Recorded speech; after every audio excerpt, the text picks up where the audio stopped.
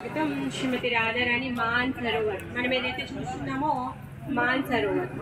మాన్ అంటే ఏంటి అంటే ప్రేమలో అలగడం, ప్రేమలో అలగడాన్ని అలకని మాన్ అనేసి అంటారనమాట. మరి ఒకరోజు శ్రీమతి రాధారాణి అలిగిందంట. ఎందుకు అలిగింది అంటే కృష్ణుడు రాసనృత్యం చేస్తూనే ఉంటాడు. తను ఆయన ఒక్క ప్లేస్ లో రాసనృత్యం చేశారని లేకపోతే ఒక్క ప్లేస్ లోనే గోచరణ లీల చేశారని ఏమీ లేదు. మొత్తం 84 కోసుల పరిధిలో ఆయన నిత్య లీలంగా తన నృత్యం చేస్తారు, గోచరణ చేస్తారు. లంచ్ టైంలో లంచ్ చేస్తూ ఉంటారు, ఆడుతూ ఉంటారు, యమునాలో స్నానం చేస్తూ ఉంటారు, గోవులతో ఆడుకుంటూ ఉంటారు. అసురుల సంహారం జరుగుతూనే ఉంటుంది ఈ విధంగా. సో అలా ఇప్పుడు మనం యమునా బ్రిడ్జ్ క్రాస్ చేసి వచ్చాం కదా, అవతలి సైడ్ యమున అవతలి తటంలో రాస నృత్యం అవుతుంది అనమాట. అయితే రాస నృత్యంలో 1,000,000 మంది గోపికలు ఉన్నారంట.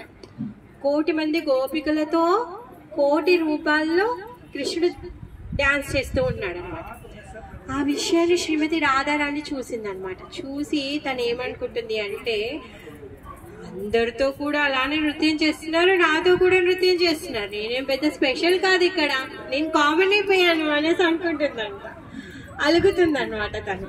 అలా అలిగి తను ఏం చేస్తుంది అంటే ఆ యమునా తటం యమున అవతల వైపు నుంచి తను యువతల వైపుకి వచ్చి ఇక్కడ కూర్చొని తను అలిగి ఏడుస్తుంది అనమాట. ఎక్కెక్కి ఏడుస్తుంది. ఎంతగా ఏడ్చింది అంటే మనం చూసేటటువంటి సరోవరం ఏదైతే ఉందో శ్రీమతి రాధారాణి కళ్ళ నీటితో నిండినటువంటిది అనమాట.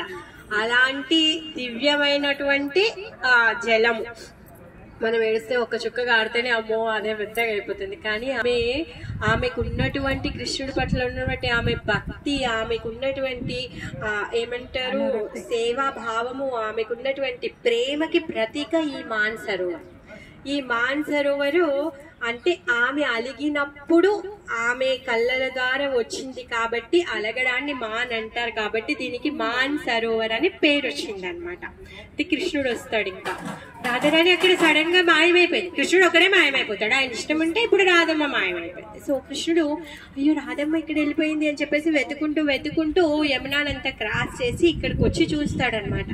తను ఎంతగా ఏడుస్తుందంటే ఎక్కెక్కి ఏడుస్తుంది. సరోవరమే తయారైపోయింది. కృష్ణుడు వచ్చి రాధే ప్లీజ్ నన్ను క్షమించు, ఊరికే ఇలా కోపం తెచ్చుకోకు, అలగకు అని చెప్పేసి ఒప్పించడానికి నానా రకాలుగా ప్రయత్నిస్తాడు. కానీ ఆమె అలిగిందనుకో, ఆమె ఏది చేసినా కానీ ద బెస్ట్ గా చేస్తుంది, అలగడం కూడా చాలా బెస్ట్ గా చేస్తుంది.